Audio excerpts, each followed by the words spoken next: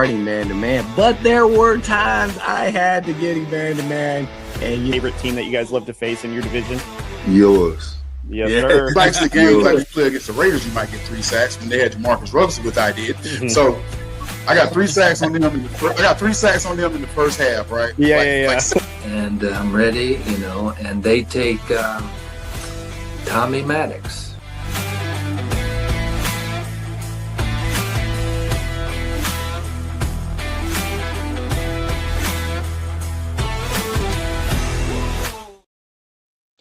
What is going on, everybody? Welcome to West War Room Rivals. Happy Halloween, everybody. It is a fun, festive evening. We hope you guys are trick-or-treating and y'all are being safe.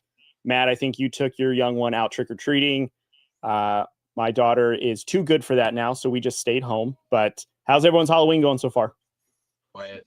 Love it. Good. Actually, Aiden made out pretty good with the candy. Did you inspect it for any illegal substance and make sure you tested it?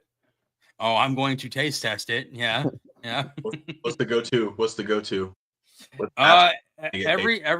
Every time we went up to someone's house, if they had gummies, he was getting the gummy snacks. So I'll be eating those because I'm dad. It's the dad tax. Oh yeah, Absolutely. Time to learn about taxes. Welcome. Absolutely.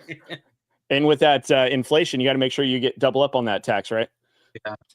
Help me, I'm poor. All right, guys. Well, welcome again to the JBW Solutions studio. Shout out to Jeff and the crew with JBW Solutions LLC. Again, visit them at jbwsolutionsllc.com to get compliant on all safety training. And what we just learned recently last week is they will be doing long-haul truck driving. So if you guys want to get safety certified in that, go visit them. You guys, we have a jam-packed episode. We had our review show on Tuesday. We are coming at you on a Friday night, Halloween Friday night for our preview show. However, we've been working behind the scenes on some exciting stuff. So I think we should kind of dive into it if you guys would agree. This is the whole reason we didn't have a show last night. Yep. Yeah. So, this is the whole reason we decided that we were going to take a show night and do this tonight because of what we're getting ready to share with you guys. So as what Austin has posted and kind of what we've shared on social media, we have a final reveal for the War Room. And as what we've been hearing in the comments and Austin has been hearing on X specifically, there is no Chargers representation. So we're an AFC West podcast minus the Chargers. I'll speak as a Raiders fan. It's not the worst idea I've ever heard. But, we have to give the people what they want. So we have to bring in a Chargers fan. So we have met with an individual that we are happy and excited to reveal who will be representing now Charger Nation. Please welcome to the JBW Solutions studio, Caleb. What up, my guy? How's it going? Good. Hold on. I've got some music here for you. Let me just go and find that real quick. Where's the applause button here? There it is. There we go. So Caleb, welcome, man. Thanks for being the Chargers rep now moving forward for the War Room. Kind of tell the folks, where your fandom began and how they can follow your, you as the Chargers fan now as the show's representative. Yeah. So, I grew up a Chargers fan. My dad, kind of passed that along to me.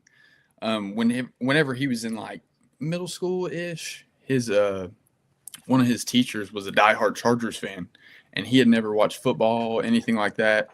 And he got him hooked and then just passed it along to me. So, okay. Do you have any favorite Charger memories that stand out to you as being a Chargers fan throughout your life? Oh, yeah, absolutely. So I remember I was younger. I was watching the Colts and Chargers play in the playoffs, and Darren Sproles had a game-winning touchdown in overtime. That sold it for me. I was all in from that point on. Okay. Who's right? Yeah, we right up the street from us. Kansas State, but he's Kansas. Yep. Heck yeah.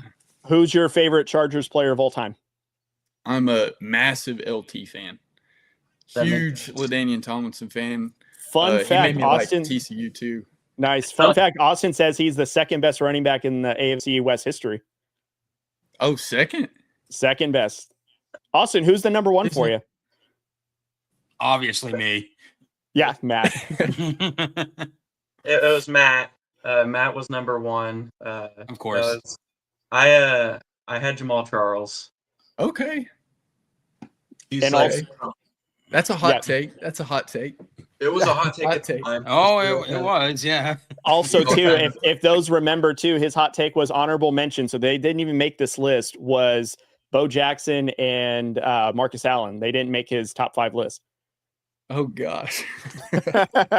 Welcome to the war room. I would say, so that's what you're walking into. Let's give him Yeah. another round of applause. Oh gosh.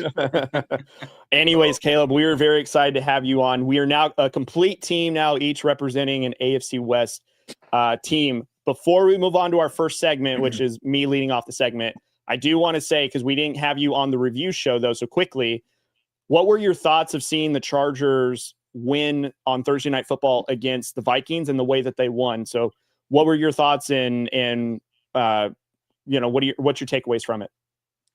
I thought it was a great bounce back. I mean, we have been struggling with injuries on the O-line, injuries in the backfield, injuries galore, really. And getting Joe Alt back was great. I loved it. It obviously changed the way we play.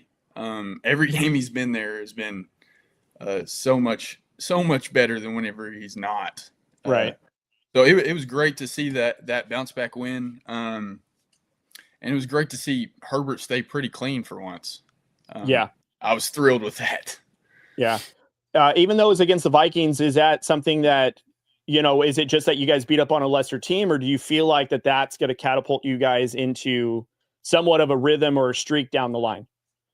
I think it's a mix of both. Because the Vikings are a weaker team, obviously. Carson Wentz is not great. Now he's out for the season. Yeah, thanks to you and guys. Then on top of that, we kind of have a favorable schedule a little bit for the next couple games. We played the Titans this weekend, obviously, and then we head into the Steelers and then Jacksonville. So the Steelers might be a little bit of a tough matchup for us, but I think it's pretty favorable for a couple weeks until we get our backfield back. Yeah. As soon as Amari and Hampton comes back, I feel like your guys' offense is going to change a little bit. So I hope so.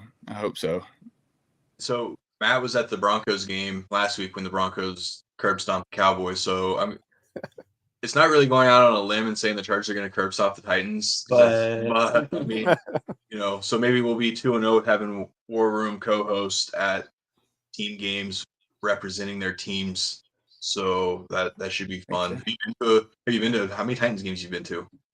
So this will be my 4th. All of them Chargers, Titans too. This will be my 4th time. Okay. And then I've been when they played in Atlanta and Pittsburgh as well. Nice. Before we get really, really going, you're a Volunteers fan, and if my mom's watching, go Vols. Yes. Go Vols. Go Vols. It's blackout tomorrow. OU has no chance.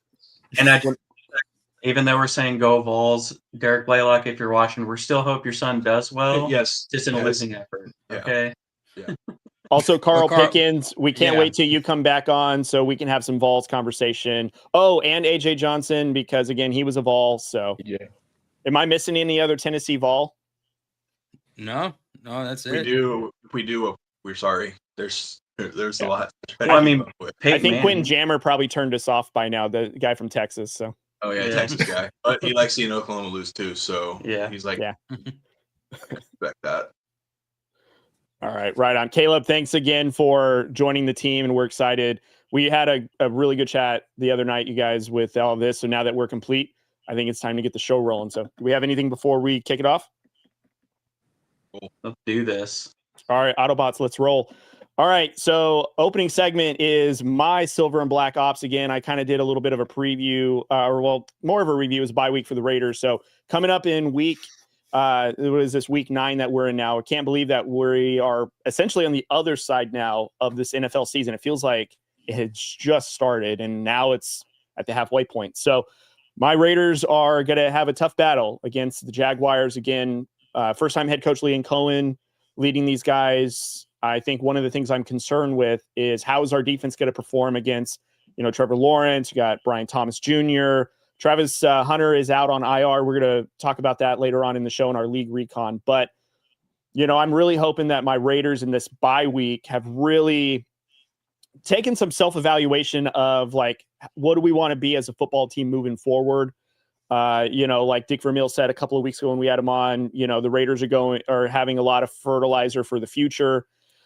And I'm just going to say right now, if I see another losing effort, I'm going to have another crash out. And I'm kind of tired of doing that because, being a Raiders fan my whole life, I'd like to see some prosperity and not the same thing of like by week 9, we're now fighting for a top 5 pick.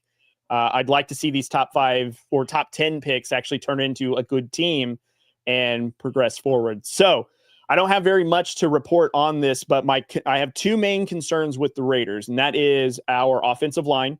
I want to see how that looks, especially getting Ashton Jeanty incorporated, getting that run game going. I really feel like with Brock Bowers being back, we're really going to need that play action. We're really going to need his pass catching ability to come back to really just evolve the offense. And the second thing specifically is adjustments for the game. What are we going to look like as the Raiders when we make adjustments throughout the game? In week 1 with the Patriots, we seem to do a lot better when we had to make defensive adjustments, offensively, just changing around the game plan. I feel like that the Raiders have not done that in the last several weeks. So my hope and what I'm looking for in this game with the with the Jags and the Raiders is that the Raiders actually game plan and also are able to make adjustments to bring home a victory. Because if we can be 3-5, now that kind of opens up the door for some other possibilities, because who knows what will happen towards the end of the season. Now, I'm not saying that we're by any means a playoff team, but 3-5, we're looking at a very different type of season than if we are 2-6, which then we are looking at all viable options to be successful next season, because it ain't this season. So I'll go around round table. So Caleb, I'll kick it off with you again. So I'm previewing the matchup of the Jags and the Raiders. What are your thoughts about that matchup, and how do you see it going when the Raiders come back from the bye? So really, it's tough with the way the Raiders have been playing. I think they can bounce back. I think they need to change how they've been playing completely. I think Chip Kelly needs to run the ball a little more than he was previously in the season. But I think the Jags will probably still pull it out just because they've been playing pretty well, really. They've had some downs here and there. Brian Thomas hasn't been as great as expected this year. But overall, I kind of like the way the Jags have played. With under a new coach, it's been a little surprising to me. But yeah. Yeah. All right. I appreciate you being really kind about that. But Austin, you don't have to be nice. Yeah. Yeah, you I don't have to mean, be nice. it's your Just first wait. time on the show. I'll get Gloves are there. going to come I'll off get there. pretty soon. Austin, what are your thoughts on this this game, this matchup? Now you're wanting to see how it goes. Well, Travis Hunter's out now. That's a big blow for the Jags. But I got to be honest with you, unless the Raiders got 5 new offensive linemen, the Jags defensive line is just going to dominate this game. They actually have a pretty good D-line. Raiders do not have a good offensive line. So I think the Raiders, they could still even come out of the bye week playing better, but I still think it means they're still going to get beat pretty. But I think as long as the Raiders kind of look better, their effort is a little better, then that's at least progress from their last game before the bye. So yeah, I still think the Raiders can come out and look better, but I still think no matter what, it's still going to come out with a very easy Jacksonville victory. Okay, great. Cory? So I'm kind of looking this from the lens of you get Brock Bowers back. I really, really, really, really want to see Chip Kelly dial it up for Brock Bowers. I think he could be an X factor here. I know he's been out. He's been kind of hampered with injuries, but I don't think you chalk this up to a lost season for him. I think this is now where you can maybe see that the offense kind of start taking a little bit of shape, because you'll have Jacoby Myers, Trey Tucker, all these guys. Now you can really kind of start seeing, get creative. That's all we've been asking for Chip Kelly to do, is get creative and quit trying to run the same the same run plays. I get you want to try to get Ashton Jeanty to certain spots and do this and that, but I really think if you can get those short game, and even though Brock Bowers on the scene, you can even take shots with Brock Bowers. He's going to win most of those matchups. So I don't think it'll be a complete blowout. I think the Raiders offense can maybe turn the corner, I guess per se. It's one of those where I am going to lean on the bye week was probably good for them, knowing it probably wasn't. But just for conversation's sake, I do look for a big game from Brock Bowers, and I think that kind of gets their offense going where they want to go. All right, Matt, do you want to give a take, or do you want to wait 50 minutes before you get a chance to speak? No, I'm good. Okay. Don't remind me of that night, Jesus. No, I think for me, it's gonna be on the defensive side of the ball for the Raiders, and it's gonna be Devin White, because now you're gonna have him matching up with Travis Etienne, who averages 5.3 yards a game, 5.3 yards a carry, which is a big chunk of yards, and it you're looking at it like, oh, it's just 5 yards, but that 5 yards could turn into 10, that 10 could turn into 20, and so on and so forth. Devin White has been getting more involved in the run game. However, he's also got a high percentage of missed tackles. Mm-hmm. So if he's not on his A game, Travis Etienne is going to run all over this Raiders defense. So he's going to be your make or break right now. This is, they had the bye week, and I was kind of hoping that like they would have come together. There wasn't a whole lot of news out there, so maybe they did come together, come to Jesus moment, and just kind of like rally the troops, get on the same page with each other. And we're going to find out on Sunday if that actually happened, or we're going to see the same product that we've been seeing over the last 8 weeks. As far as Chip Kelly goes, like I have zero faith in Chip Kelly. I do think he holds this offense back because he's treating it like he was in Oregon, and then he was treating it like he was in Philly. He treats Ashton Jeanty like Shady McCoy when he was in Philly, and just using him in plays like it's not designed for him. You're just throwing it out there because it was a good idea at the time. Like, I need you to grab onto your head and pull real hard so it pops out of your ass and be an offensive coordinator for your sake, Cody. Other than that, we don't like the Raiders. So don't be nice to him anymore, Caleb. Yeah. Well, what's ironic is I think we are all like for Chip Kelly should not be in the NFL anymore. And I think it's very apparent that he's not on the level to be an offensive coordinator or a head coach in the NFL.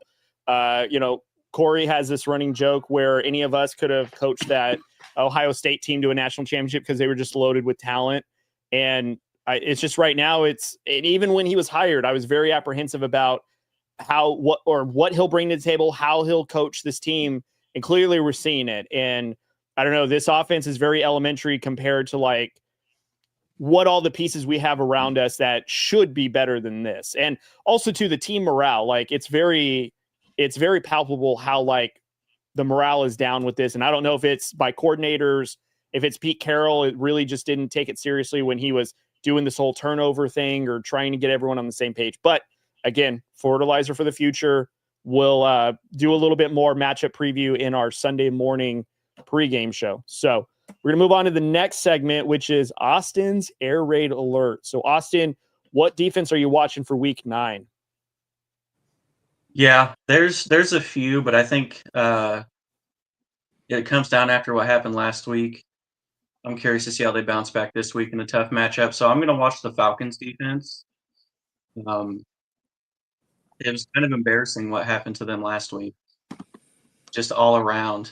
Because we saw the Dolphins last night. And then a few days later, the Dolphins came back and looked exactly how they should have. So it's kind of embarrassing, especially going into that game as, the number one defense. I believe that was a game for them. So, like, on your home turf against this Dolphins team that we've seen all but basically a week or two, you didn't look like the number one defense. And now you got to face the Patriots, which, whether you're a believer or not, Drake May's been playing well.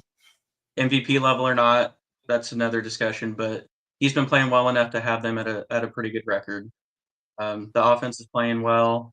I'm just curious to see if the Falcons bounce back. Are they going to look like the number one defense, or is Drake May and the Patriots going to have their way? Because even though the Falcons offense got healthy, Patriots defense is pretty consistently solid. Now it is NFL, anything can happen on any Sunday, but Vrabel usually has those guys ready. So your defense is going to have to help keep you in that game and keep you competitive. So I'm really curious to see how the Falcons bounce back.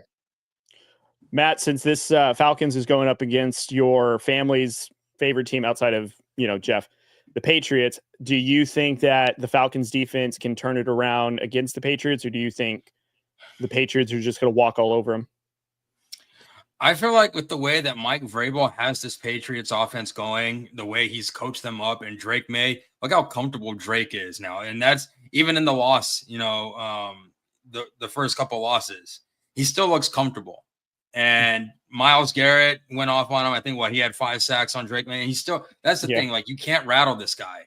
Nope. So he's like completely unfazed by it. He goes in there, he's making the plays. He's still getting in there, leading the huddle, leading the offense. I just think the Falcons aren't going to be, able to do anything to Drake May, and he's just going to slice and dice and work his way up and down the field. So I'm not really seeing any resistance from the Falcons against the Patriots. The way they're playing, they're a very well coached team, miles ahead of where they were last year. So I think the Patriots are just going to walk all over them. Yeah, Caleb, what do you think is wrong with the Falcons? I think last week, really, Kirk Cousins being in, it kind of threw them off a little bit. They couldn't really get points. Defense was on the field a lot of the game. I think that's kind of why the points were the way it was. Mm-hmm. They are so wishy-washy, though. Golly, man. They go from destroying they beat the Bills, and then they blow a game like that to Miami, and it's like, what are we doing? I'm not real sure what they need to do, I guess. I think Michael Penix will be that X factor in this game for sure. Do you think they can turn it around this Sunday? Well, at least against the Patriots. I think they'll play better. I think they'll still lose to the Patriots, but I do think they will play better. Yes. Cory, are you looking at this matchup, or do you think there's a different defensive matchup that you're looking at? No, but with this one, I think if they run Bijan Robinson more than 9 times, I think they beat the Patriots. Let's just go out and say, yes, Kirk Cousins was on the field last week. 2, that's another reason why they should have ran Bijan Robinson more with Kirk Cousins in the game. 3, I hope they really learned from last week. I don't know if it was a case of who was across the field from them. In that case, they probably shouldn't be in the NFL for that matter. But I do think the Patriots win this game, but I do think there is a road and a map for the Falcons to win this game, and it's number 5.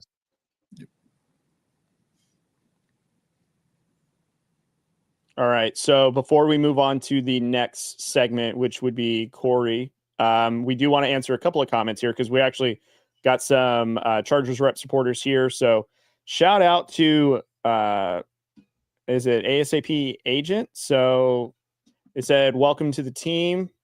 This is Jeff, our big sponsor with JBW Solutions. He's welcoming.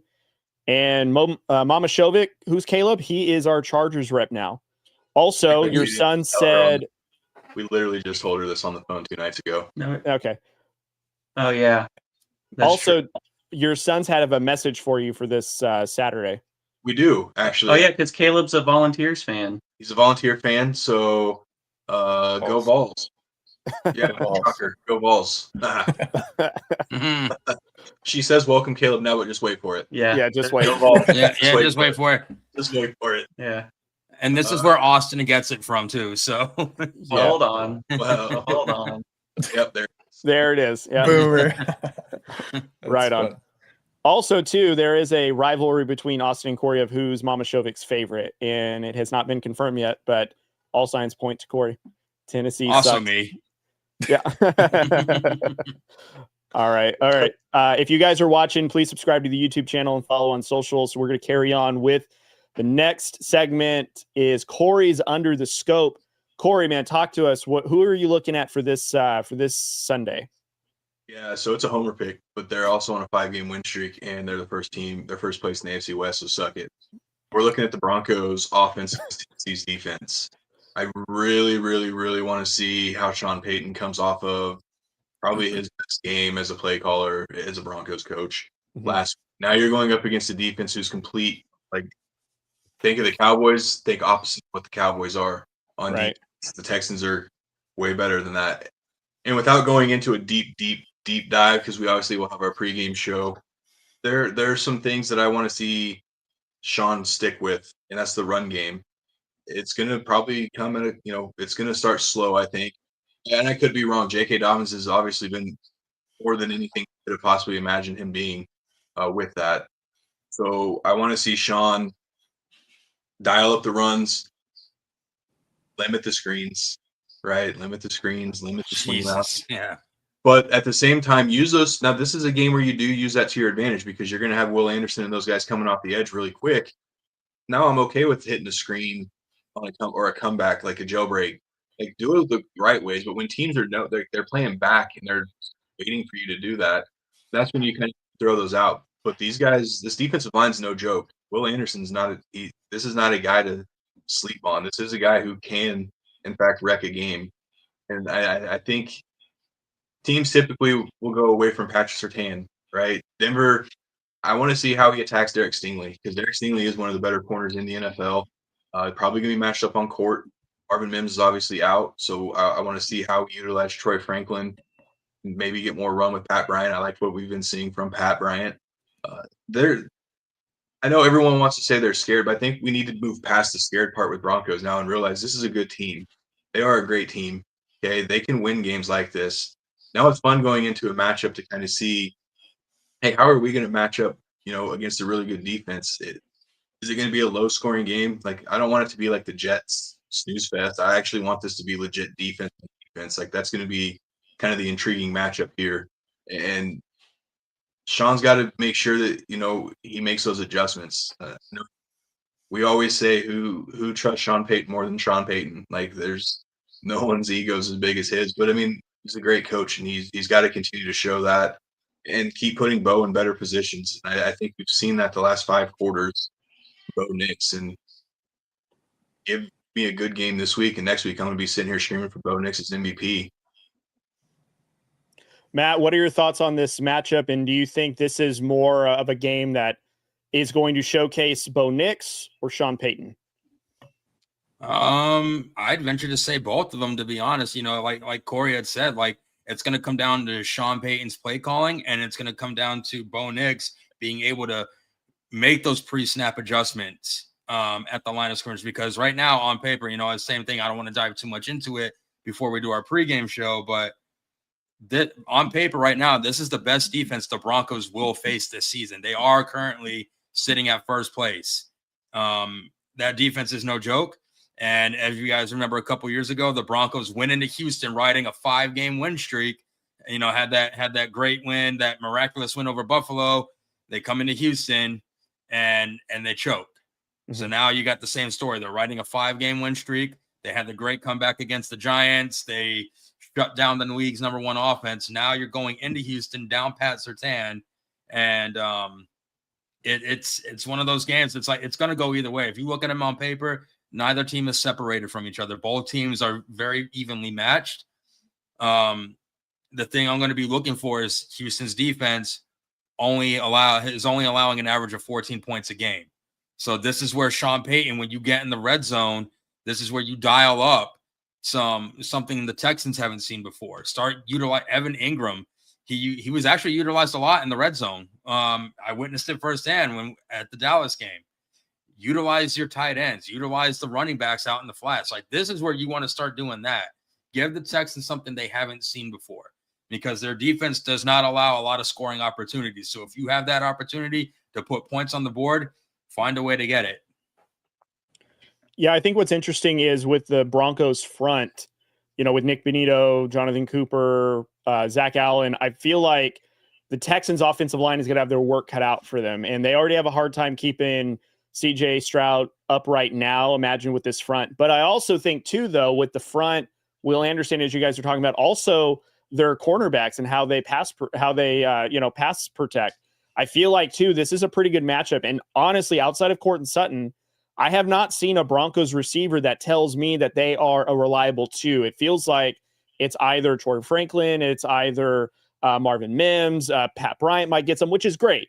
Death by 1,000 cuts. But at the same time, if you're going against a defense as elite as the Texans, who's the second guy you're going to? Because we can assume that Courtland Sutton will do his best to be an intricate part in that offense. He's clearly the one. But who's that other guy that's going to step up? And sometimes when I see the Broncos receivers, at least the second and third, I'm wondering if there's a guy that's going to take a step forward. But also, too, with this run game, if the run game is not working, who's going to be relied on to get the ball out? Who's going to be that guy that's going to break up the rhythm of the Texans? Because this could be like a 3-6 matchup for sure. It feels like one of those type of games. But clearly, with how offense and defensive play and how they are officiated with the refs, I don't think it'll be that low scoring of a game. But it'll definitely be a physical game, to say the least. Corey, did you have thoughts? Yeah, this is a Troy Franklin game. I think we're starting to see it more and more. You see the confidence growing in this young guy by the game. Yeah, he still has those drops. Okay, we'll keep working on those, hopefully. But if not Troy Franklin, then like Matt said, it's got to be Evan Ingram. It's got to be one of those two guys. I don't know if it's going to be Pat Bryant. I don't know if they're there with him yet. Mm-hmm. But it's got to be Troy Franklin or Evan Ingram. Caleb, when you're looking at this matchup, what is your thoughts between these two defenses going head to head? And not to give a prediction yet, because we're going to save that for the pregame show. But what defense do you think has the most edge against their matchups? Definitely the Broncos. I think CJ Stroud has struggled against really good defenses. I know he's had a couple games where he just shows out and balls out. But consistently this season, he has not been great against any defense that's really good. I know Pat Surtain's not going to be there, but the D line for the Broncos is phenomenal. I think that's the X factor for me, is the D line for the Broncos. Now I do think getting Nico Collins, I think he's supposed to be back. Nico Collins. Yeah, he is. Yep. I think he'll probably have the best game of their receivers. But I don't think, I still think that D-line will be the vector of that game. Okay. That's really close to buying a Riley Moss jersey. Austin, how do you think about this defensive matchup, and what are you looking for? Obviously, with your Chiefs, of course, we're going to get to them a little bit later on in the show. But, as the Chiefs, you guys are trying to fight for that number one seed in the AFC West right now, again, behind the Broncos. So when you're looking at this game, what are you seeing, and, what is your thoughts on this matchup? Yeah, I think it's actually two pretty similar teams. But the one area that I think Denver has like a clear advantage, it's actually offensive line. I think they're going to be able to keep Bo a little cleaner than CJ Stroud and the Texans. Because the Broncos D line is phenomenal. I would say it's probably better than the Texans. Like Texans still have Will Anderson, Danielle Hunter. Like they still have a nasty front seven. Mm-hmm. The difference is Denver's offensive line is relatively good. They have their moments, Garrett Poles with his holdings or, McGlinchey sometimes. But at the end of the day, the Denver's offensive line them more to let Bo and the offense find a little more rhythm than I do CJ Stroud and his offensive line because, yes, he torched the Niners last week. And no disrespect to the Niners, but they had about 8 backups starting on that defense. Yes, they played good the week before, but now people have seen you. They see what you're, a little bit of tendencies. They didn't touch CJ Stroud hardly at all. That's not going to happen against Denver. You may be able to do it for a quarter. You may be able to do it for a drive. You're not going to do it for a whole game. So I think it's so evenly matched that I think it is actually going to come down to who protects the quarterback better, and that advantage has to go to Denver. Like, offensive line is just more trustworthy. I think the last thing I'll say before we move on, so we don't give away too much. I think Bo is a little bit better under pressure as far as it's maybe a game where he's got to take off. He's got to use his legs, get down. But I think there's times where he obviously has happy feet and he takes off too soon. Okay. And that's probably going to be what happens here. As long as they're coming from the edge and you get the clear middle, then you got to stay ahead of the chains. Don't start yourself back. We're going to do that enough with the pre-snap penalties because that's just what Denver does.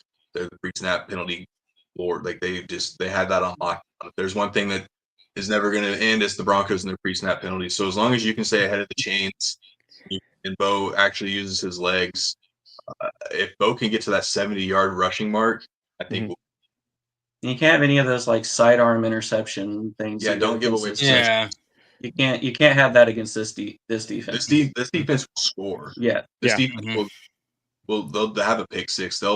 They're trying to get the ball from you and they will score. So if you let those guys get the pick six or fumble recovery, if you can't lose the possessions like that. Yeah. Stingley did score the last time they played. Stingley picked it off and ran it back. So I mean, thanks, Russ. Yep. Yeah. Thanks, Russ. Bronco country. Let's ride. Right.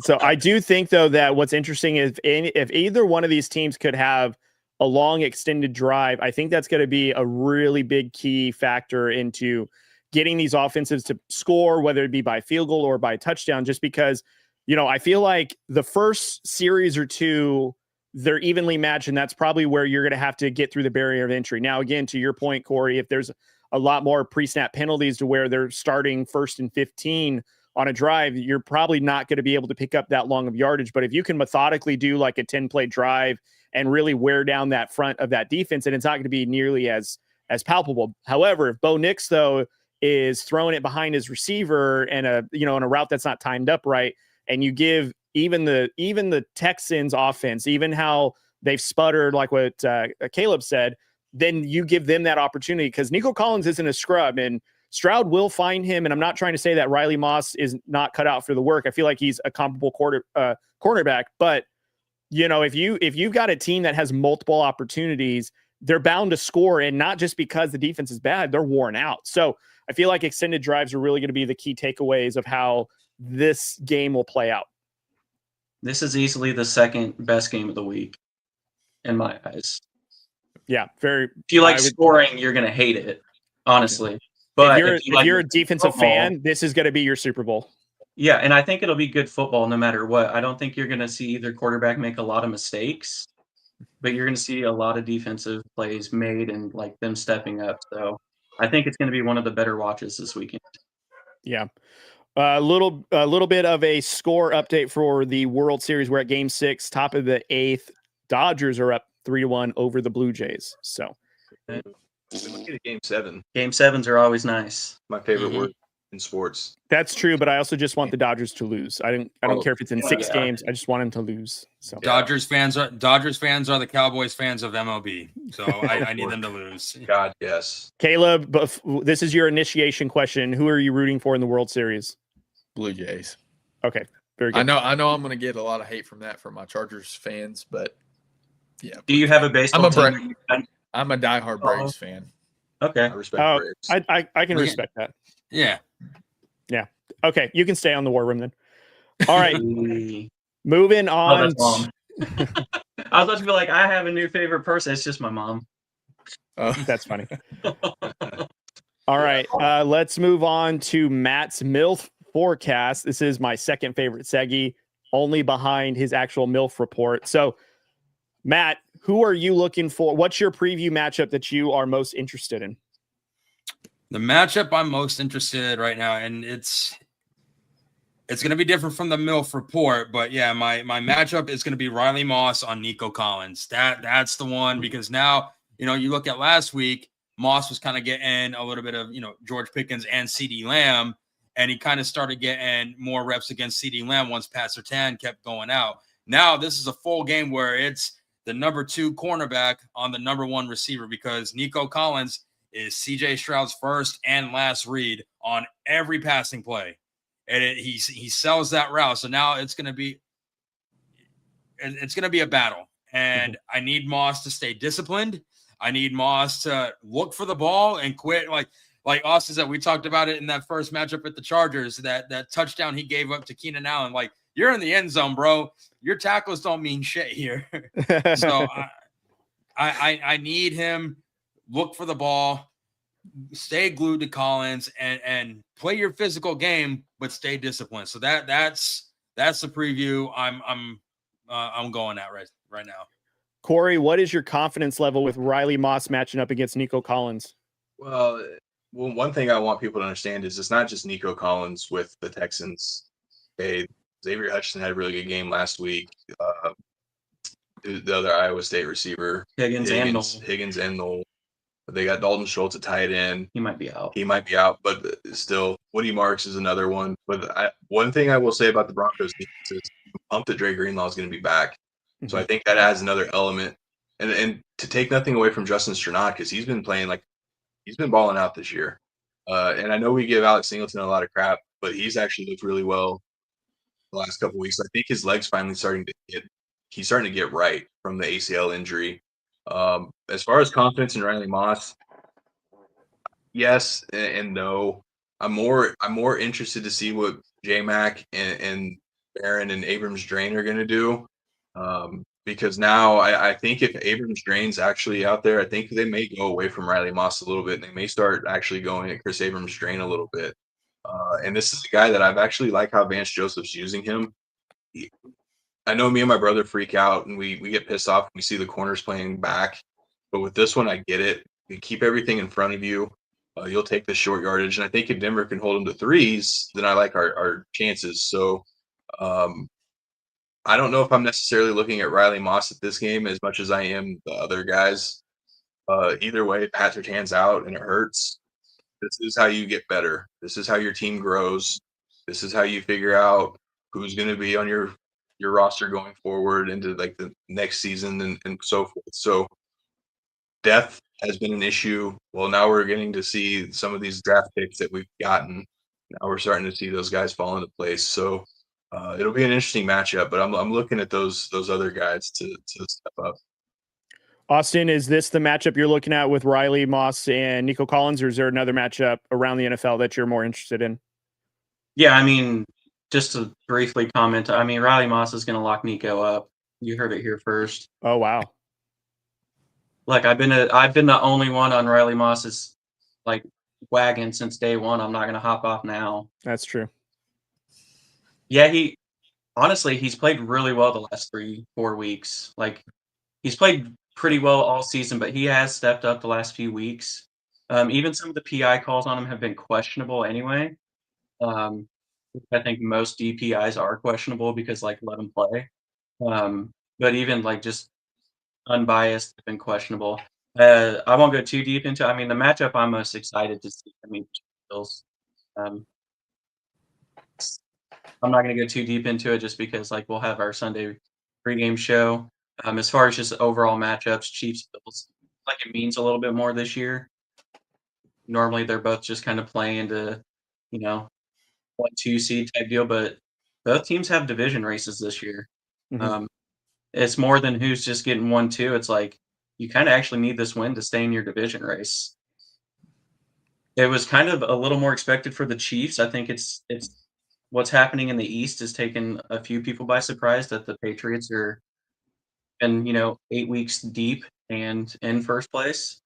So I think it means a little bit more this year than any other year. So I know I'm a Chiefs fan, but honestly, this is one of the teams most people should look forward to seeing, and this means a little bit more.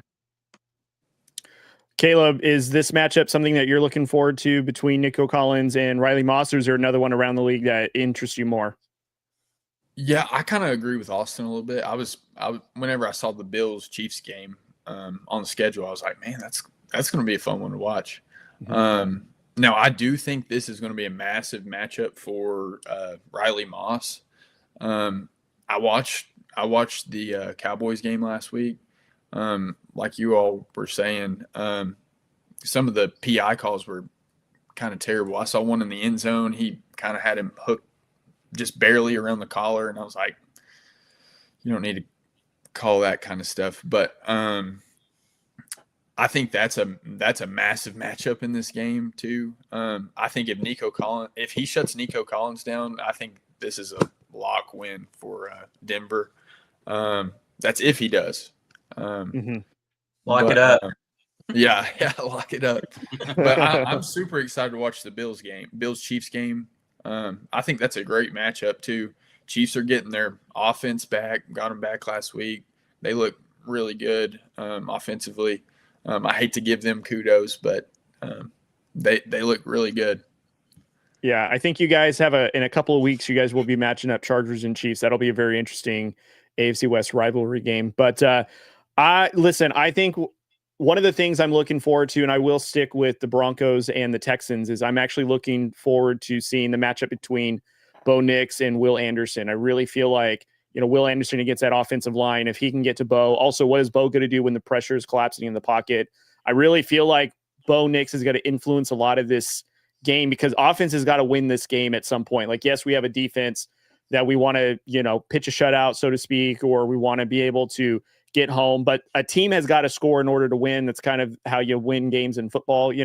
I feel like Bo Nix, this is going to be a game where between him and Will Anderson Jr., this is where we're going to see if Bo Nix is going to take that step into the realm of MVP, because we've kind of been dancing around the MVP topic now that we're more than halfway through the season, and eventually we'll get into that subject probably after this week. But you got to wonder, where does Bo Nix rank in that, in the MVP conversation? If he can essentially put the Broncos on his shoulders, make the right plays, overcome this elite defense, then I think we're in a different conversation of where Bo Nix ranks in terms of what an MVP season looks like for him, especially if he matches up against Will Anderson, Stingley, and all that the Texans have to offer.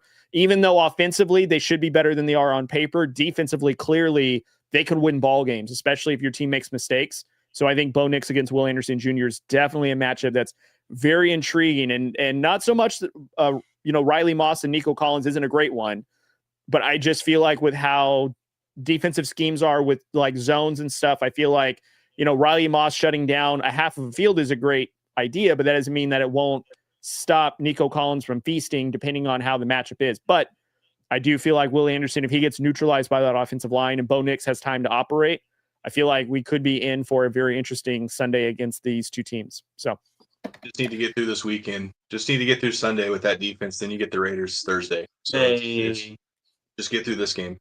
You get a practice next week. Easy dub against the Broncos. So well, shit. No one ever. Well, yeah. Cory, loser has to do a crash out, huh? We'll talk about that next week. I don't want to. You don't want to look ahead. I gotta focus on the Texans. Some of us are in a division battle right now. We gotta stay locked in on what's in front of us. All right, Cory lives in the now. Damn right.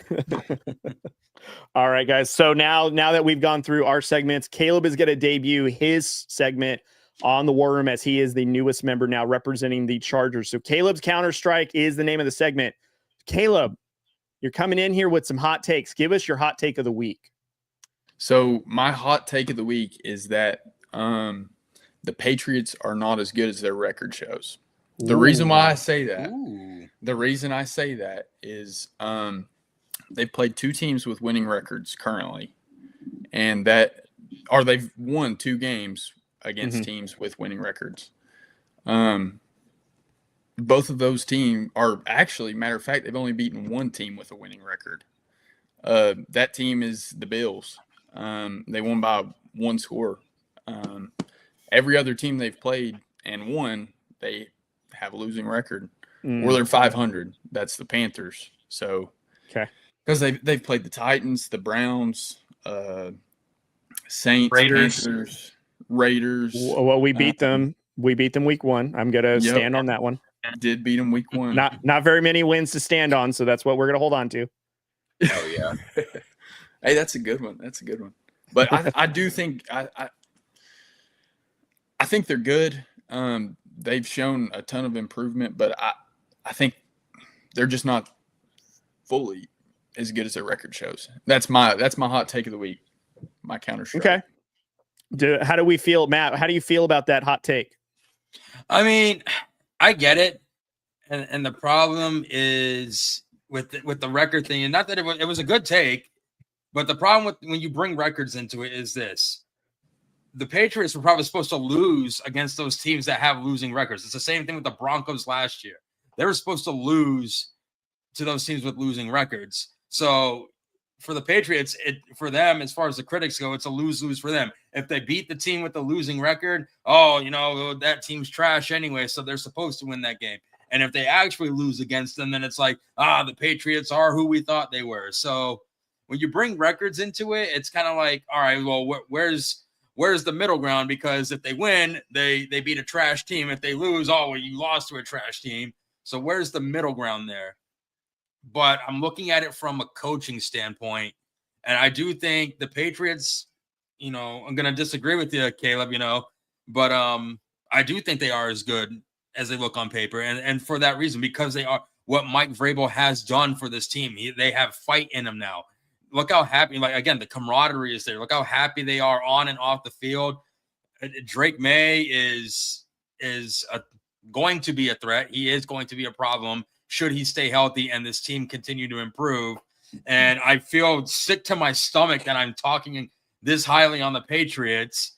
So mom and Christina, who happens to be my sister, don't get used to this. This is the only time I will defend the Patriots. But I think they are definitely an improvement of last year, and I think they are as good as they show on paper. Yeah, I was about to jump out of my seat on that one. What, that maybe Drake May is overrated? Yeah, the Patriots are. Yeah. Excuse me. Let me get my air sickness bag real quick.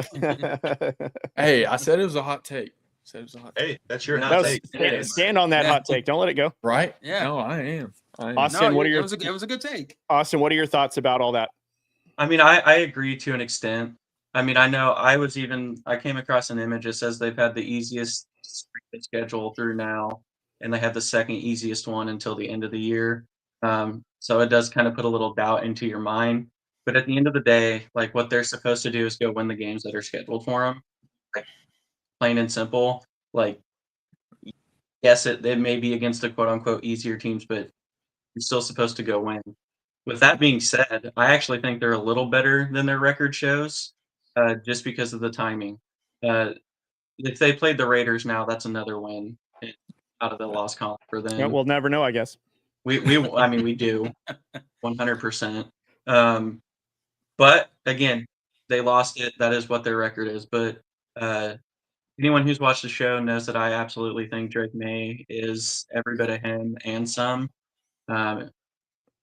We've mentioned before that two of the most important positions in an organization is your head coach and your quarterback, and they got one of the best pairings in the league with that. So I get where the take is coming from, because we do get caught up in strength of schedules, and it's the easiest now and it's second easiest remaining. It does put a little doubt in your head, but at the same time, Patriots aren't the one who scheduled these 17 games. They're given a schedule and they're doing what they're supposed to be doing, and that's all that's really in their control, and they're doing it. I can't remember who the famous person was that said you are what your record is. I said that. Got that from someone else. Someone else famous. Yeah, someone else famous, but Close enough. we do get caught up in strength of schedule and records, but if these teams made their own schedules, we could probably bring that up a little bit more, at least have a little backing to it. But I can see where the critics are coming from, but I'm not one of them. Drake May I don't know if I'm ready to put him in MVP talks. I think we need to pump the brakes a little bit on that. But overall, I think the Patriots, and they're doing what they should be. I will say I love Drake May. I'm a big Drake May fan. I will say that. And it's just a byproduct of having the Dolphins and the Jets. That's 4 games right there. That's a quarter. It's a quarter of your season. So, yeah, do what you're supposed to do now. Get where your argument's coming from. I'm indifferent on it because I saw Denver kind of do the same thing. You're always going to have a team that has to play the easiest schedule. that's just kind of how the cookie crumbles sometimes. Oh, yeah. There's always going to be a team that plays an easy schedule. It just happened to be the Patriots this year.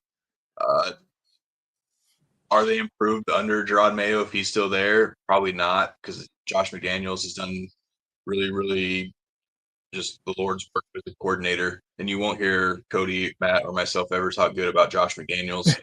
So what he's able to do there, I'm still indifferent. So I don't look too much into it as far as that goes. I do know Drake May right now would be probably a top 3 MVP candidate just based on how he's played.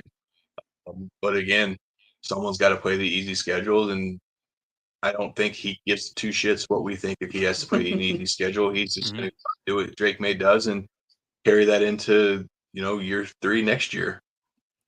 I think honestly, this hot take, it's actually a lot warmer than I think I gave it credit for, because I didn't realize that they only had 1 win against a winning team, being the Bills. Now that's a good win against a good team, but like when we were on, I think it was the Bills podcast a couple of nights ago, even they were saying it's been an underwhelming season, really no major receiver presence, and the offense is sputtering. They're really relying on James Cook, and all these other things are kind of in place right now. That's kind of, they haven't really hit their full stride. But what I will say is I find this interesting, because I think it was a couple of seasons ago where this was Kirk Cousins with the Minnesota Vikings. I think they were like 14-2. They were like, I think 8-0 against like 1-score games. And it was just like their record was highly inflated just based on the fact that they just, would win these last minute games, when it was crucial, which is great. And so I forget who the team was that they played, though. It was in the NFC. I think it was maybe not the Eagles, but I think it was the Rams they played, if I'm not mistaken. And the Rams just absolutely embarrassed the Vikings, who, by all accounts, based on their record, kind of to Matt's point, they should have won. And so I do think 2 things could be true at the same time, which is the Patriots are much improved for sure under Mike Vrabel. Defensively, that offense with Josh McDaniels, say what you want about him as a head coach, which he ain't worth crap to us. But as a coordinator, really good. Obviously getting Drake May, acclimated, looking like an MVP. Drake May, though, himself making some really, really good plays on the field, and that defense really making stops when they need to. However, I do think it's interesting that they are winning games as they're supposed to, which, as Cory said, that's what you need to do. But when you go up against competition like contenders, that's where you see where you're really made of. And I feel like the only game left on the Patriots schedule where they're kind of going to be challenged on that is the Buccaneers. It's and the second game against the Bills. Those are really the last 2 games to really see, like against a playoff contending type of team, how they're going to match up or how they play. Now, again, it's a 50-50 game. We'll see how the games play out as we get into that, injuries to either team, whatever, whatnot. But I do think this take has a little bit more heat than I initially thought, just because as I was thinking about it, it's like, that is interesting. They did trounce the Browns. They did beat up on the Titans. They did beat the Dolphins in overtime. So they almost lost to that game, but they came out on top. So I'm not saying that they're a bad team, but I am saying, like, if they do play some actual playoff teams, how are they really going to fare against them, considering the rest of their schedule relatively easy, really not that much competition that's left. One of the things, Matt knows Dave Logan. Dave Logan does Broncos games. He's a play-by-play guy, and then he also hosts a radio show in the afternoons in Denver. And he always talks about, as you get closer to the playoffs, like teams' pooter holes get tighter. Like he literally calls them pooter holes. The pooter hole get tighter. You really start seeing people separate themselves. Like, whose pooter hole is going to tighten up so much that another team's just going to walk all over them. So yes, they're doing it now, but when you get deeper into it, and you get close, and you get into December and January, when you're starting to see teams separate now, but December and January are kind of where you're going to who really is going to separate and kind of make a statement. Or poodles. Caleb, thanks for debuting your first seggy of the War Room. We're going to have more seggies with Caleb in the future, of course, because as what we've said, he's a new Chargers rep, and we're really excited to have him. Can't wait for the next hot take next week. So next seggy, which is league-wide, we got League Recon, and we have an interesting topic. So the Dolphins GM was fired this week. The Dolphins, as we've take into account Cory has ran them up the flagpole a couple of times this year about how poorly they play, how poorly they're coached, the effort level. So, Caleb, I'm going to kick this over to you. What are your thoughts on only the Dolphins firing the GM, but yet Mike McDaniel stays put? I find it interesting because I feel like the team was kind of pushing away from Mike McDaniel. But I like him still, as weird as that sounds. I'm glad they did it the way they've done it, but it is surprising to me. Yeah, I don't know. That's a hard topic for me too, because in a way I wanted the Dolphins GM to stay, as weird as that sounds, because he helped my Chargers out a couple years ago, drafting Tua. Okay. But yeah, that's the only reason I want him to stay. But no, I overall I think they needed to make a change. All seriousness, they've got to do a lot of work. With as much talent as they have, to be as bad as they are, they've got to do something. So I'm glad they started, I guess. Okay. Austin, what are your thoughts? Yeah, I mean, we've said it for a couple weeks now. Something had to change. It wouldn't surprise me if it's because he didn't really load some assets. It's never really been like what he's done. He's always wanted to keep his guys and make little moves. So I'm curious if this opens the Dolphins up for business now that he's out of the way. Mm-hmm. It is and isn't surprising that McDaniel's still there. They are guaranteed to one more year with his like $54 million guarantee for next year. So part of me isn't wondering if they're going to get a new GM, get new people around Mike McDaniel, see how it goes with him and Tua next year, because you're locked with Tua, and you might as well let McDaniel write it out with some new people around him and see what happens, and then decide after new people get in place and everything and see how it goes. So does that mean I think McDaniel makes it through the offseason and everything as Dolphins coach? Maybe, maybe not. I think they're going to keep him tied for Tua going into next year and some of next year. And then the new people in place will be able to decide on the new quarterback and direction. So we can see what the product is on the field, but, they do like Mike McDaniel. I think that's one where they don't really want to fire him. But even from a business standpoint, it doesn't make sense to bring in a new coach if you're going to have to stick with the same quarterback, because you're not going to bench. I mean, you could, but Denver showed that you can pay a quarterback $90 million to just get the hell out of our way. Worth it. Honestly, right? So who knows? But to me, I think if Tua is your quarterback next year, I think it makes sense to start it with McDaniel, and then once you're ready to move on from Tua, if it gets bad and the product is still this bad, then you also move on from McDaniel with that. Go ahead, Cory. Yeah, Titan fans, start getting familiar with the name Mike McDaniel. Robert Saleh is going to be your head coach. Mike McDaniel is going to be your offensive coordinator next year. Interesting. A little Niners reunion, mini Niners reunion, you think? Okay, so let's track that. So assuming that that's true, does that make the Titans any better? Yes. McDaniel would be an amazing. I feel like he's like a Josh McDaniel. Stay out of the head coach spot, but you can still call an offense. Robert Saleh is a great head coach. He couldn't get his offensive coordinators correct. His first mistake was hiring Nathaniel Hackett. Yeah. Man, did you not watch Denver at all? Like that. So Robert Saleh is a good head coach, and I think that team is built for a guy like Robert Saleh, who's a Mike Vrabel type guy. Players love playing for him. We see the defense. He'll have the defense on lock. Titans already have a good defense. They got the pieces in place on defense. Now you're letting Mike, say you're strictly on offense. You're with Cam Ward. You're with these guys. You're let me worry about the defense. I'm trusting you with the offense. Let's watch magic happen. So yeah, there you go. There's my Friday night hot take. Okay, nice. Matt, what are your thoughts on the fact that Josh McDaniel still has a job, but yet the GM is out? Again, it's mind blowing. It's because usually like when you see GMs go, the head coach isn't too far along behind it, or the head coach goes, the GM's right behind him, depending on the factors in there with the team. But but I see why they're keeping Mike McDaniels, because who are you going to hire? Do you want an interim coach? No, just let him ride out the season. And this is going to be an off-season matter.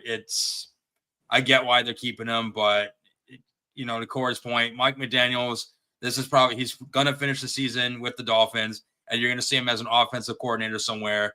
Probably, who knows? He could be the Raiders offensive coordinator, because Chip Kelly should be out the door. He's basically just the Raiders version of Nathaniel Hackett. And that's the thing I don't get. Like, everyone needs to pay attention to Denver, because we made the mistake with Josh McDaniels. You hired him. Look what he did to you. We hired Nathaniel Hackett. He goes to the Jets. Look what happened there. We signed Russ. Look what he's doing now. Warming the bench just like I did when I was an athlete. So I will be my hot take is I will be in the Hall of Fame for bench warming. Mark my words. My autograph will be worth money someday. Hell yeah. Not to digress. Yeah, I just I see why they're keeping McDaniel, because one, who's out there right now that's willing to take the job of the Dolphins this late in the year? And then, yeah, it's time for a new GM, because he's been with them since 2000. And how many playoff appearances, how many Super Bowl wins, how many division titles has this team done? You drafted Tua, you saved Caleb's Chargers, and now we have to deal with them thinking they're good again. So, and that's just my spiel on it. Yeah, honestly, I'm surprised that Mike McDaniel still has a job after the Thursday night football game with the Ravens, and that'll be coming up pretty soon. But the fact that, listen, maybe he got himself an extra week because of the Falcons game, and maybe that says more about Raheem Morris than it did Mike McDaniel. But I think the same thing is still happening here. I don't see a team that wants to play for Mike McDaniel. I don't see any leadership or accountability with that. And I think the fact that the GM went first is very interesting. And I heard this take, I think it was on NFL Live, where it's very interesting that the GM goes a week before the deadline is over. So, why couldn't he stick around to maybe, sell off some players to get some capital back to see what you guys can do? Now, granted, maybe there's an interim in there that they trust more, but if that's the case, why keep the head coach then if you're going to restart the GM? Because normally, as we've seen, because all of our franchises have gone through this at one point in time, mine a little bit more often than your guys's, which is usually you get a new head coach and GM as a pair, not one or the other, because usually what happens is the GM comes in, that's not my coach, or the head coach comes in, that's not my GM. So you usually bring him in as a pair, and that's how you start the regime. So the fact that they are offloading, a GM and head coach and not at the same time is very interesting. And I think that just kind of sums up the state of how the Dolphins are. They can't even restart their franchise the right way. So I feel like the rest of the season is going to be very chaotic. Mike McDaniel probably, I don't know if he's going to, walk out the door by the end of the season or by next week. But the fact that they've made a change at the head of, the front office before the halfway point, I think is very, very interesting. So I don't know. The Dolphins, they're a can of tuna from what Matt said. So that's my only thing I can say about that. So, all right, let's move on to Travis Hunter is on the IR. Matt, do you think this is a big deal for the Jags? I do, because it's one less weapon to use against a team. Again, this may be the spark that the Raiders need to get. Well, they're not going to get back on track. They'll at least get one rail on the track. But okay, wow, thanks. But anyway, hell yeah. But again, this is where you want to at least finish with a respectable record, or at least kind of get your name in those playoff conversations. So with Travis Hunter out, now you're just relying on ETN and BTJ or BTR. Yeah, whatever. Yeah, what is it? Brian Thomas Jr. Yeah, BTJ. Now you're just kind of like relying on them. And is that going to hold up? Because, yeah, the Raiders are raidering all over the place right now, but they're coming off of a bye week.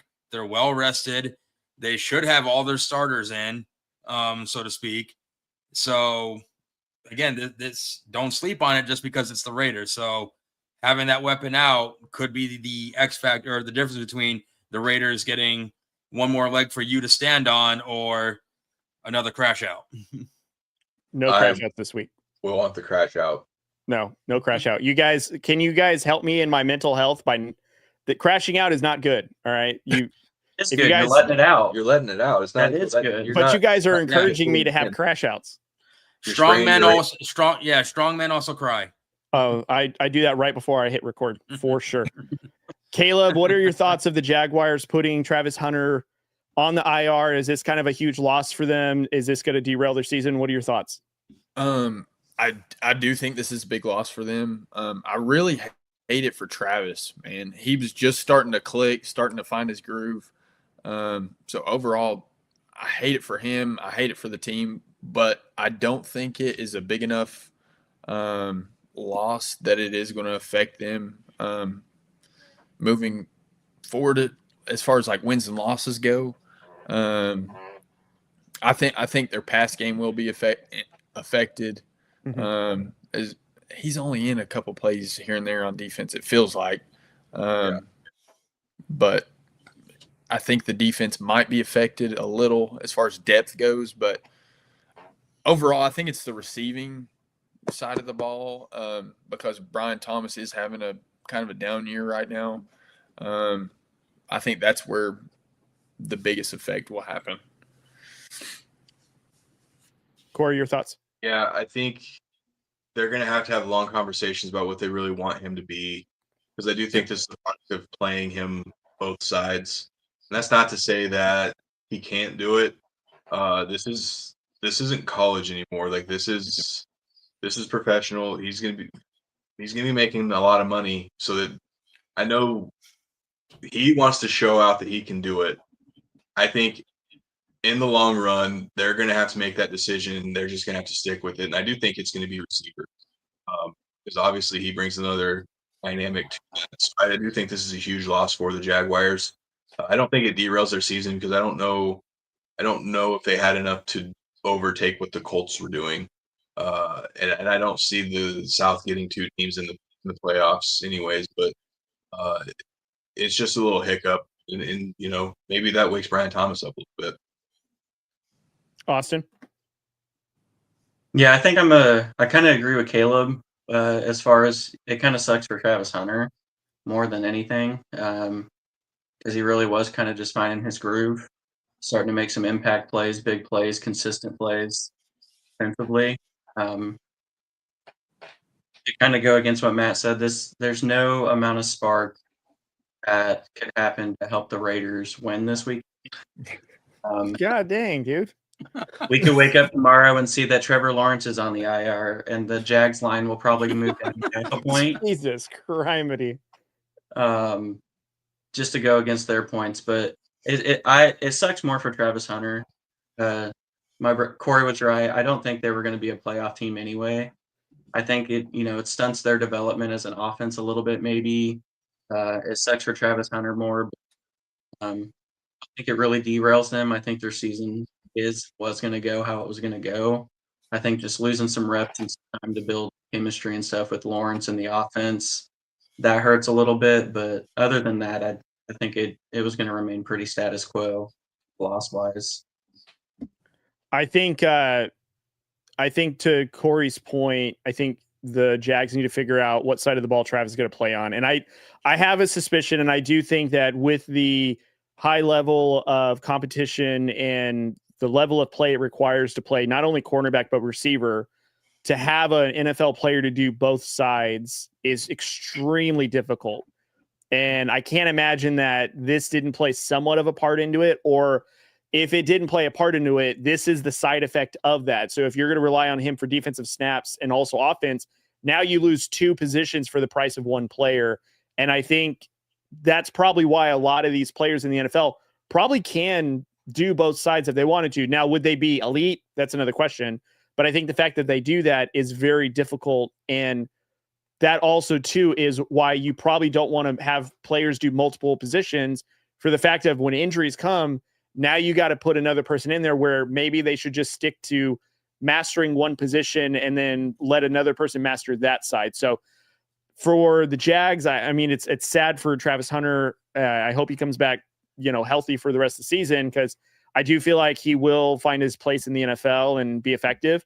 But also, too, it depends on what side of the ball he's going to be effective on. That I think the Jags and him need to really look at moving forward to prolong his career, in my opinion. So, make no mistake about it, Travis Hunter is a really good football player. I think he's already shown more than what some people thought he was going to be able to do. I know that there were some doubters out there that didn't think he was going to be able to do the both sides, but he put in the work. You see how much he was enjoying it and the grind that he was doing. I just think at the end of the day, this is a big investment. You traded up to get this guy.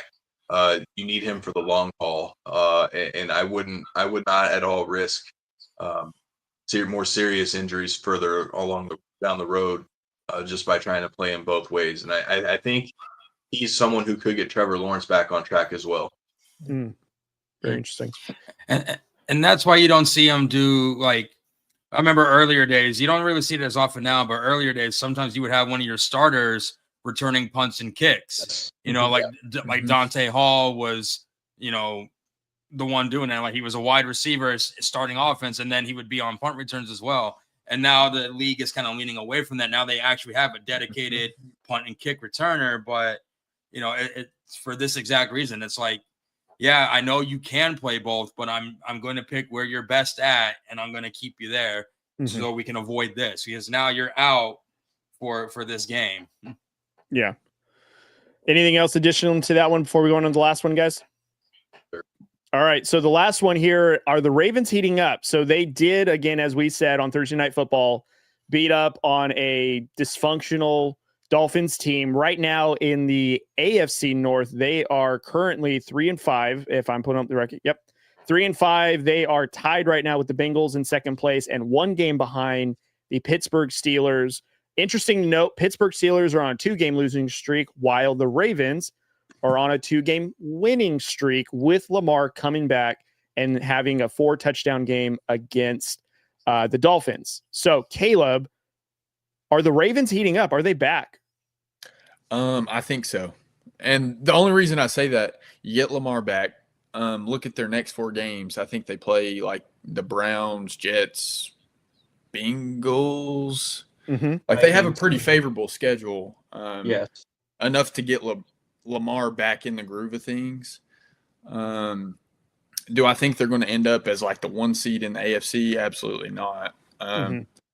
But I think they are heating up into going into their next division games. Okay. For sure. Austin, do you think that they are heating up? They are relevant now?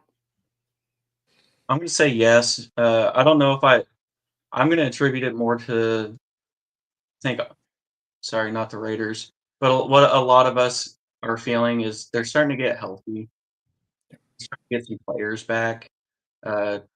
Chargers just getting Joe Alt back. Like, Chargers were still like a good team without some of these players, but like, you just have to get enough healthy pieces out there to really have shots. Roquan's back and healthy. Kyle Hamilton's finally over his injury. They're getting some of their front line back. Ricard's back. Like, Lamar's back. So I don't want to say they're heating up. I think they're just getting, and so they're just going to start looking like the Ravens team we kind of thought we would see. Caleb's spot on. They're taking advantage of the last couple weeks that they've had schedule wise, but even after their next 4, like Steelers. Bengals again. If Joe Burrow's back, that could be a real good competitive game. By record, you're looking at the Patriots and Packers are the only ones that have any kind of like quality records remaining. So it's very favorable for them in that division to win their division still. But by no means do I think it's because they're just heating up or they're, or anything. I think they're taking advantage of circumstances and getting a little healthier. Cory? Lamar looked really good last night. He looked healthy. Have to run. Look, and they used Derrick Henry. And as long as I'm not going to go on, if I have a crash out, that's what my crash out would be about. Every time. I'm not going to do that to myself tonight because I don't even like the Ravens. I'm not even a Ravens fan, but it still just bugs me. But to see Lamar, look healthy and get back, and then use Derrick Henry, their defense is still young. Like they're young, right? So now they get those guys healthy. Look, we still don't know what the Steelers are week to week. It's like, are they good? Are they bad? Like, what are they on defense? They're old. They're most expensive defense, but they keep old and cranky. Old and cranky. Yeah, old and cranky. Yeah, I can relate. So, hey, look, if the Ravens can do this, I mean, that's not really a team you want to see first round of the playoffs. I mean, that could be a dangerous team. That's complete opposite of what we were just saying 2 weeks ago when I was calling for Harbaugh to get the hell out. But again, that'll happen when I watch another team just do what they're not supposed to do against the Chiefs. So, I don't know if it's as much heating up as it is just getting healthy. Matt?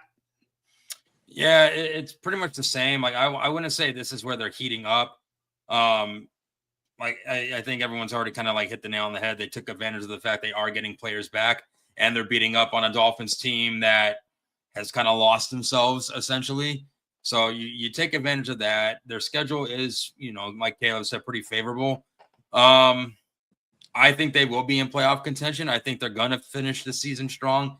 Yeah, you have the Steelers and Ravens. That matchup is always fun to watch. Doesn't matter if both teams have a losing record, one or the other. Those are just two teams. Like, I think that rivalry has never died. Like, they just hate each other. Like, when you are a Raven, you hate the Steelers. When you are a Steeler, you hate the Ravens. Like, that is the one rivalry that I believe has not died in sports today. And just, and then you have the Packers again.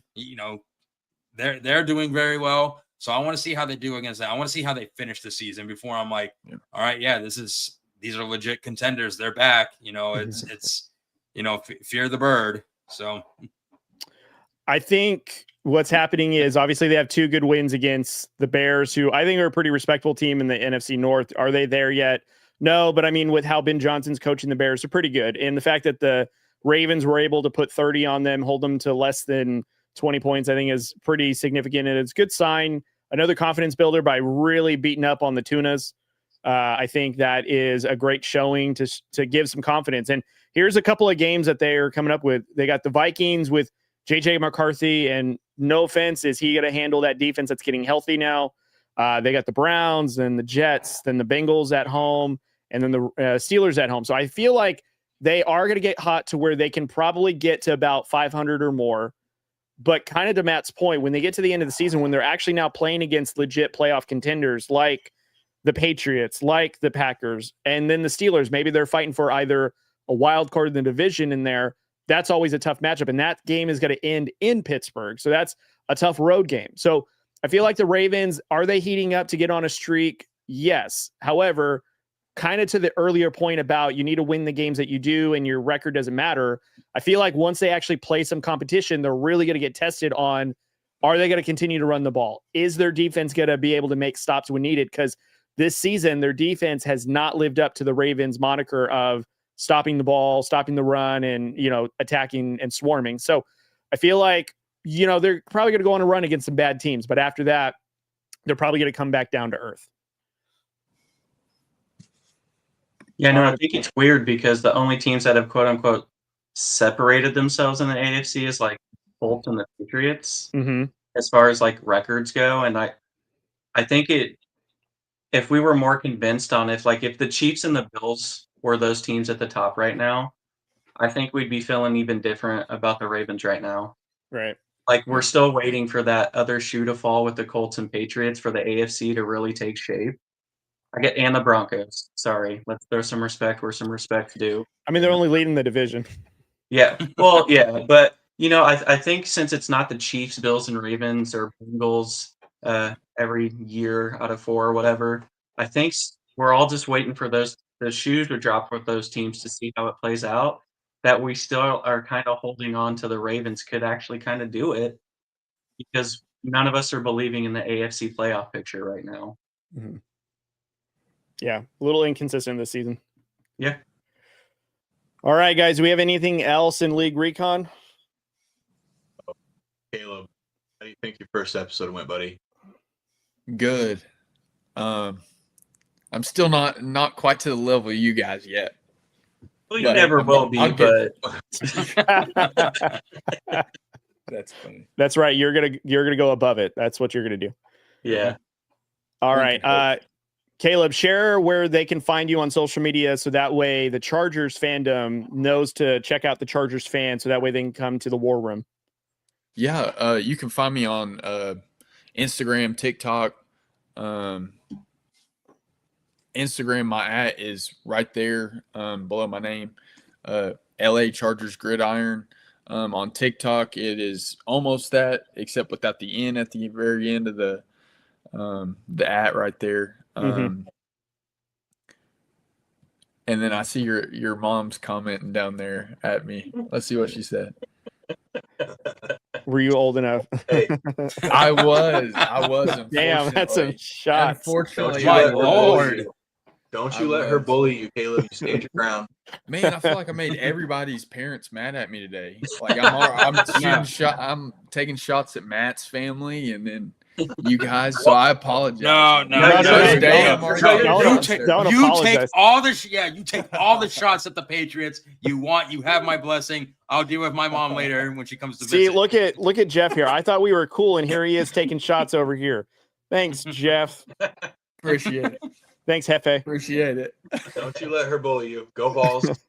Go It's balls. Hefe. Yeah, go balls. Go With balls. that being said, we're very professional Baker Mayfield. We love Baker Mayfield. Oh yeah, I'm very pro. But at Oklahoma, he was not okay. We didn't like him there, but we do now. Yeah. I know.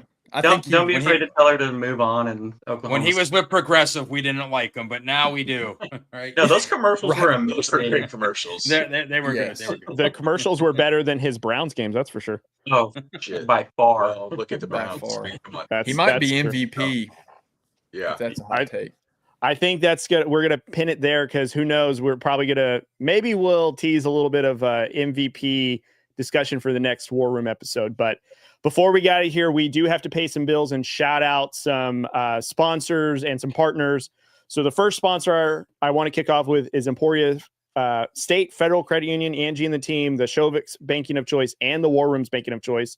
Troy with Go Field Ops Kansas. Go contact Troy and the team to get started on your guys' league field markings for any games that you guys might have in any sports realm that is needed. Also, our biggest sponsor, as we are recording out of the JBW Solutions studio, Jeff and the crew at JBW Solutions LLC. Visit them at jbwsolutionsllc.com to get started on safety, compliance, as well as all things business and OSHA, which is super important and all about safety regulation. So visit Jeff and the crew. Following that, we're going to give a shout out to Beard Club. We're going to give a shout out to Shankit Golf, Homage, as Cory is wearing some Homage gear right now. Badger Barrel with Matt has on his head. I actually wore Badger Barrel to work today, but I switched it out for the Raider. If you guys are looking for a smoker for the football season, check out Badger Barrel. Let's see. I think I'm missing somebody else. Homage, Badger. Am I missing anything? I feel like I nailed them all, right? No, I think we're Got good. Bro, I you're think we got him, yeah. I'm probably going to forget. But So anyways, easy for you now. yeah, something like that until I try to say Emporia State Federal Credit Union too fast, and then I start butchering that. So anyways, guys, thank you so much for tuning into the War Room. Please go and subscribe to the YouTube channel. Follow us on social media at West War Room Rivals. We will see you guys on the next episode. And don't forget to tune in Sunday morning for our pre-game show. Cory, you got anything else before we go? Get those doggone Charger fans to subscribe to our YouTube channel now and come talk shit in the chat like you guys were at the beginning of the season. Come on back. Real quick, before we end, 2 words. Game 7 just happened. Boo. Oh, I mean, That's Game not what 7 we is want. cool, but Damn it, Boo Dodgers. Toronto. You had one job, boo Dodgers. but I do love Game 7. So All right, guys. We'll see you guys on Sunday.